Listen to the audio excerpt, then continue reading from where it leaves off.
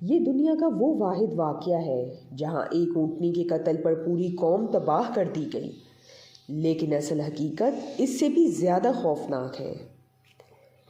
کیا آپ نے کبھی ایک ایسی قوم کے بارے میں سنا ہے جو پہاڑوں کو تراش کر محل بناتی تھی مگر ایک اونٹنی کے قتل کی وجہ سے تباہ ہو گئی؟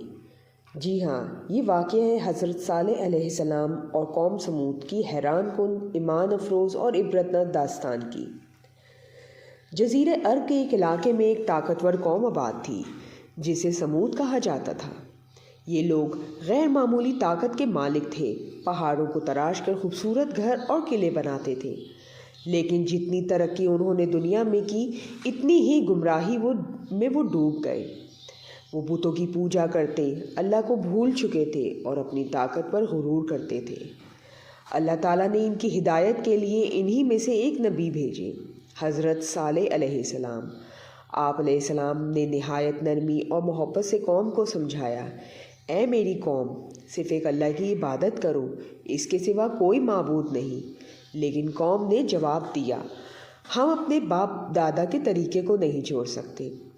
جب قوم مسلسل انکار کرتی رہی تو انہوں نے ایک شرط رکھی، اگر تم سچے نبی ہو تو اس پہاڑ سے ہمارے سامنے ایک زندہ اونٹنی نکال کر دکھاؤ۔ یہ ایک ناممکن مطالبہ تھا، مگر اللہ کے نبی کے لیے کچھ بھی ناممکن نہیں ہوتا۔ اللہ کے حکم سے ایک عظیم الشان معجزہ ظاہر ہوا، پہاڑ پھٹا اور اس میں سے ایک بڑی، خوبصورت اور حیرت انگیز اونٹنی نکل آئی۔ یہ وہ لمحہ تھا جب سچائی بالکل واضح ہو گئی، جیسا کہ قرآن مجید میں آیا، یہ اللہ کی اونٹنی ہے، تمہارے لیے نشانی ہے۔ حضرت صالح علیہ السلام نے فرمایا، اس اونٹنی کو آزاد چھوڑ دو، اسے نقصان نہ پہنچانا، اس کے لیے پانی کا ایک دن ہوگا اور تمہارے لیے ایک دن۔ کچھ لوگ ایمان لے آئے، لیکن سرداروں کے دل میں تکبر اور حسد بھرا گیا۔ انہوں نے خفیہ سازش کی، اگر ہم اس اونٹنی کو ختم کر دیں تو صالح کی بات بھی ختم ہو جائے گی۔ آخرکار ایک بدبخت شخص آگے بڑھا اور اس نے اس معجزاتی اونٹنی کو قتل کر دیا۔ یہی وہ لمحہ تھا جب قوم نے اپنی تباہی خود لکھ دی۔ نبی صلی اللہ علیہ وسلم نے فرمایا، سب سے زیادہ بدبخت وہ شخص ہے جس نے اللہ کی اونٹنی کو قتل کیا۔ حضرت صالح علیہ السلام نے فرمایا، تم 3 دن تک اپنے گھروں میں مزے کر لو، اس کے بعد تم پر عذاب آئے گا۔ لیکن قوم نے مذاق اڑایا، انہیں یقین ہی نہیں آیا کہ عذاب واقع آ سکتا ہے۔ پھر وہ دن آ گیا، ایک زبردست چیخ، ایک خوفناک زلزلہ، زمین ہل گئی، دل دہل گئے اور پوری قوم ختم ہو گئی۔ محل، طاقت، غرور سب مٹی میں مل گیا۔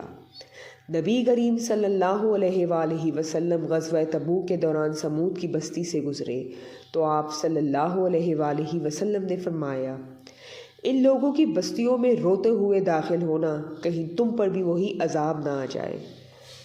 واللہ یہ واقعہ ہمیں کیا سکھاتا ہے؟ اللہ کی نشانیوں کا انکار تباہی لاتا ہے، تکبر انسان کو اندھا کر دیتا ہے، سچائی سامنے ہو تو اسے قبول کرنا ہی نجات ہے۔ قوم سمود کی کہانی صرف ایک قصہ نہیں، یہ ایک وارننگ ہے ہر اس انسان کے لیے جو حق کو جان کر بھی انکار کرتا ہے۔